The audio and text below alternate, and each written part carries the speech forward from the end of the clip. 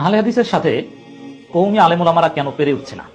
আমাদের উপমহাদেশে আহলে হাদিসের সংখ্যা বাড়ছে না হানাফিদের সংখ্যা বাড়ছে? এটা যদি আপনি একটু হাত দেন, দেখবেন যে সাধারণ জনগণ এই আহলে হাদিসের মাধ্যমেই অনেকটা প্রভাবিত হচ্ছে।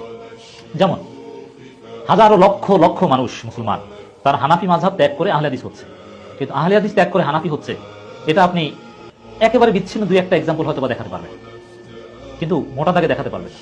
যেমন যদি এরকম হয় যে গত 10 বছরে 5 লাখ হানাফি আহলে হাদিস হয়ে গিয়েছে, কিন্তু কতজন আহলে হাদিস হানাফি হয়েছে এটা খুঁজলে আপনি গত 10 বছরে 5 লাখের বিপরীতে আপনি 5 জন পাবেন কিনা সন্দেহ আছে।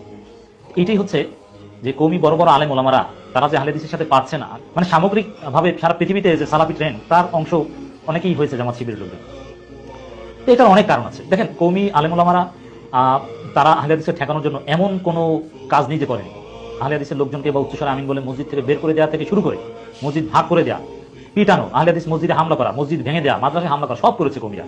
এবং ফতোয়াবাজি যা আছে তাদের আকাবিররা কিতাব লেখা, বহাস, মোনাজারা, মানে সব ধরনের ইনস্ট্রুমেন্ট ব্যবহার করেও আহলে হাদিসকে ঠেকাতে পারেনি। আহলে হাদিস লক্ষ লক্ষ হানাফিরা আহলে হাদিস হয়েছে, কিন্তু আহলে হাদিসকে হানাফি আর বানাতে পারেনি। এটার মৌলিক কারণ হচ্ছে কওমিদের বাড়াবাড়ি, উড়ান।